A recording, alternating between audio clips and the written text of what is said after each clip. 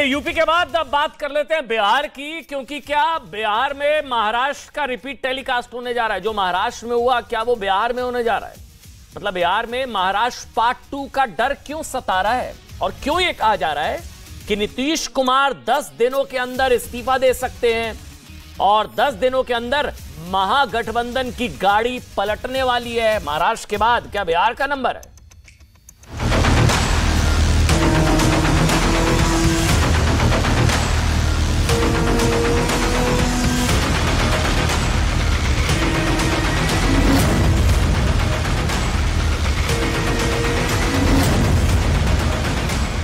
मेरी गारंटी है, हर घोटालेबाज पर कार्रवाई की guarantee.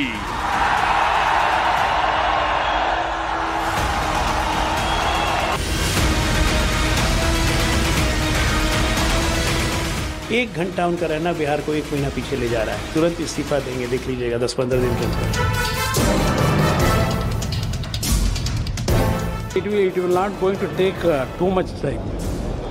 Mostly this year end also it may create.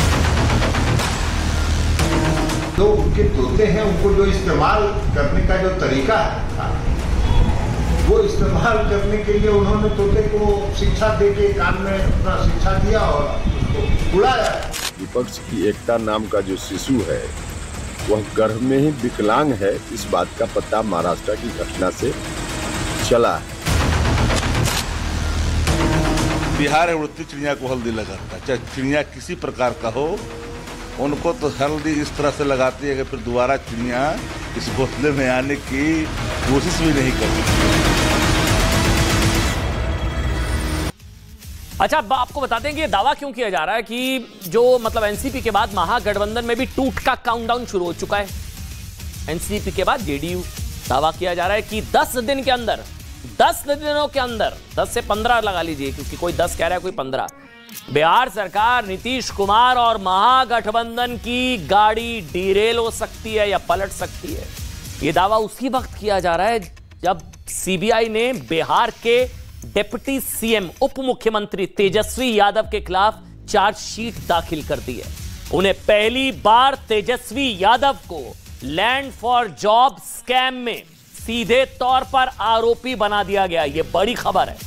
अब सीबीआई की इस कार्रवाई के बाद बीजेपी ने दावा किया है कि नीतीश कुमार 10 से 15 दिनों के अंदर इस्तीफा देने वाले हैं, क्योंकि वो भी ज्यादा वक्त तक तेजस्वी यादव अपने उप मुख्यमंत्री तेजस्वी यादव के घोटाले के संरक्षक की भूमिका में नहीं रह पाएंगे या वो भूमिका नहीं निभाएंगे।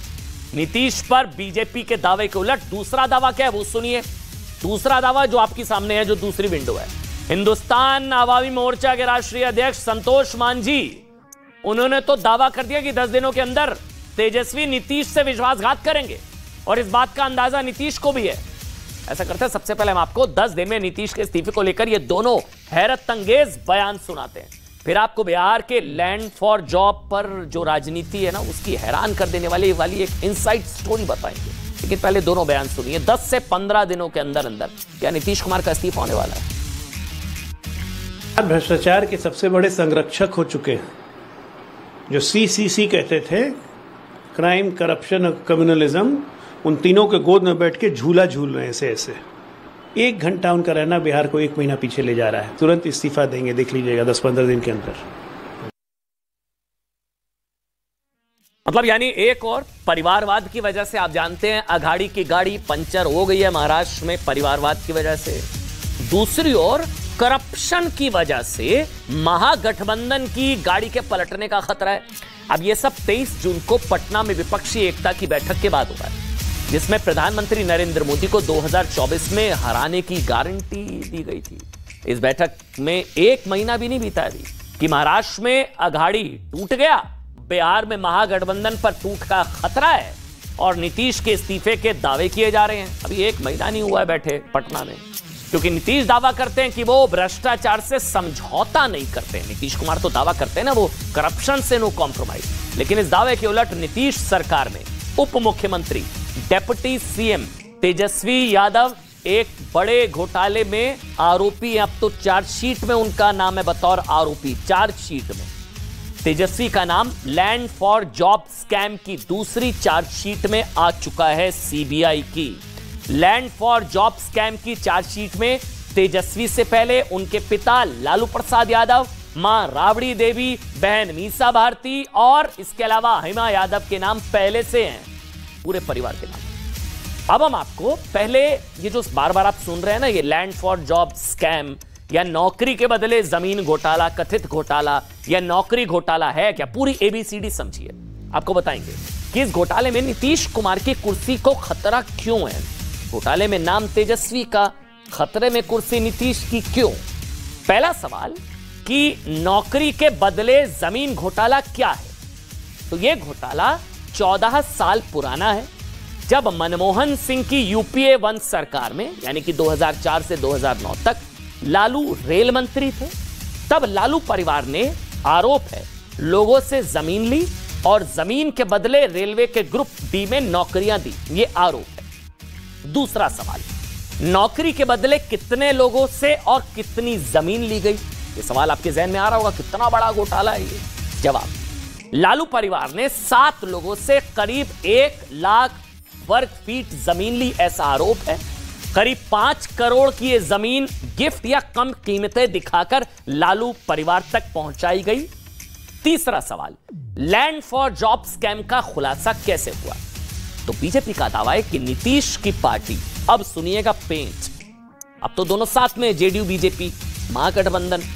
बीजेपी का दावा है कि जेडीयू और जेडीयू के वर्तमान राष्ट्रीय अध्यक्ष ललन सिंह ने लालू फैमिली के खिलाफ इस घोटाले की शिकायत मनमोहन सरकार से की थी, बुकलेट जारी करी थी बाकायदा, और सीबीआई को घोटाले के दस्तावेज सौंपे थे खुद जेडीयू ने ललन सिंह लालू के खिलाफ। इसके अलावा जेडीयू ने जमीन के बदले नौकरी घोटाले पर पूरी बुकलेट रिलीज की थी। अब दोनों साथ है। अब क्या करेंगे नीतीश कुमार। लेकिन राजनीति में देखिए, ना तो कोई स्थायी दोस्त होता है ना कोई दुश्मन, ये तो बहुत पुराना डायलॉग है ना। लेकिन शायद इसलिए जिस ललन सिंह को लेकर दावा किया जाता है कि उनकी वजह से जमीन के बदले नौकरी वाले घोटाले का खुलासा हुआ, ये पूरा खुलासा देश के सामने आया। उन्हीं ललन सिंह का अब क्या दावा है, तेजस्वी यादव पर सीबीआई ने चार्जशीट इसलिए दाखिल किया क्योंकि वो मोदी के खिलाफ विपक्षी एकता वाले गठबंधन का हिस्सा हैं। सुनिए, लालू राबड़ी पर जो चार्जशीट फाइल हुई, पहली चार्जशीट, वो तो 1 साल पहले फाइल हुई। उसमें तो बिहार के अंदर महागठबंधन नहीं था, उसमें तो बीजेपी जेडीयू की सरकार थी। तो ललन से क्या जवाब देंगे। जिन लोगों का यही चरित्र है कि आज आरोप लगाते और कल अपने स्वार्थ के लिए हाथ मिला लेते हैं, उनको तो इन मुद्दों पर बोलने का कोई अधिकार नहीं है। काहे का बोला, तो फंसाने का, जो पूरे केंद्र सरकार का जो पालतू तोतों का इस्तेमाल करके जो विपक्ष के नेताओं को धमकाया जा रहा है, डराया जा रहा है कि तुमको फंसा देंगे, उसी का है। लोकतंत्र कहां बचा है। लोकतंत्र की तो हत्या हो रही है। लोकतंत्र का क्या मतलब होता है। अब देखिए, अब आपको बताते हैं कि देखिए ऐसा क्यों कहा जा रहा है कि नीतीश दिन में या कहें कि बेहद जल्द सरकार से इस्तीफा दे सकते हैं, 10 दिन में या बहुत जल्द, और महागठबंधन से अलग हो सकते हैं। विपक्षी एकता में शामिल सभी पार्टियां कहती हैं कि उनके नेताओं के खिलाफ भ्रष्टाचार के आरोप इसलिए लगाए गए क्योंकि वो तो मोदी सरकार का विरोध करती हैं। लेकिन इस दावे का एक सच ये भी है कि नीतीश कुमार मोदी सरकार के विरोध का एक बड़ा चेहरा है, लेकिन उनके खिलाफ ना तो सीबीआई जांच चल रही है ना ही ईडी की जांच, क्योंकि नीतीश कुमार पर भ्रष्टाचार का एक भी आरोप नहीं है। लेकिन अब संरक्षण का आरोप लगेगा कि उनके डिप्टी सीएम पर आरोप है।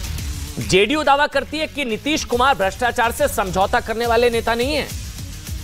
इसलिए 2017 में ना, जब आईआर, इस तथ्य को सुनिएगा ध्यान से, 2017 में जब आईआरसीटीसी घोटाले में लालू प्रसाद यादव, तेजस्वी यादव का नाम सामने आया था ना, तब नीतीश ने उस वक्त डिप्टी सीएम रहे तेजस्वी यादव से सफाई मांग ली थी।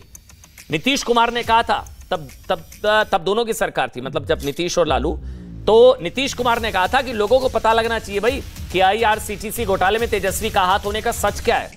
लेकिन नीतीश के कहने के बाद भी कई दिनों तक तेजस्वी ने जवाब नहीं दिया, तो नीतीश ने आरजेडी से गठबंधन तोड़ लिया था। उस वक्त 2017 में अंतरात्मा की आवाज जगी और तेजस्वी पर आरोप लगे लालू परिवार पर, नीतीश कुमार ने जीरो टॉलरेंस करप्शन को लेकर आरजेडी से गठबंधन तोड़ लिया और कहा था कि मैंने अंतरात्मा की आवाज सुनी है। 5 साल बाद फिर वही सिचुएशन, एक बार फिर लालू परिवार पर गिरफ्तारी का खतरा है। तेजस्वी यादव वही चेहरा, उप मुख्यमंत्री हैं और अब चार्जशीट में नाम है लैंड फॉर जॉब स्कैम। इसलिए बीजेपी दावा कर रही है कि नीतीश खुद लालू एंड फैमिली का साथ छोड़कर अब अलग हो सकते हैं, और शायद होना पड़ेगा, वरना सवाल पूछेंगे 17 में क्यों अलग हुए थे। इसलिए सवाल है नीतीश क्या एक बार फिर अंतरात्मा की आवाज सुनेंगे। वैसे नीतीश के अटकले की इस्तीफे की अटकलें इसलिए भी लगाई जा रही है क्योंकि पिछले हफ्ते 28 जून को नीतीश राजभवन में मुलाकात के लिए पहुंचे थे, और नीतीश के राजभवन पहुंचने के ठीक बाद वहां सुशील मोदी भी पहुंचे थे। ठीक यही 2017 में भी हुआ था, जब नीतीश और सुशील मोदी एक ही वक्त राजभवन पहुंचे थे। सुनिएगा, ये तो रही बिहार की बात। अब आपको बताते हैं कि बिहार की तरह कर्नाटक में भी महाराष्ट्र वाला खेल होने की आशंका जताई जा रही है। कहा जा रहा है कि महाराष्ट्र झांकी, पूरा राष्ट्र है बाकी। बिहार टू कर्नाटक। जेडीएस के नेता और पूर्व मुख्यमंत्री एचडी कुमारस्वामी ने दावा कर दिया है कि कर्नाटक में जल्द कांग्रेस सरकार गिर सकती है, क्योंकि कर्नाटक में भी कोई अजीत पवार के रूप में उभर सकता है। सवाल यह है कि कुमारस्वामी का संकेत क्या कर्नाटक के डिप्टी सीएम डीके शिवकुमार की तरफ क्या वो इशारा कर रहे हैं? क्योंकि खुद कुमारस्वामी ने कहा है कि कांग्रेस ने डीके शिवकुमार के साथ धोखा किया है। क्या डीके शिवकुमार अजीत पवार बनेंगे कर्नाटक के? और कांग्रेस के रहते देश में महागठबंधन संभव नहीं है। एक बार सुना दीजिए, बयान सुन लीजिए एक बार। It will not going to take too much time. Mostly this year end also it may create. Otherwise, after parliament election, it will create.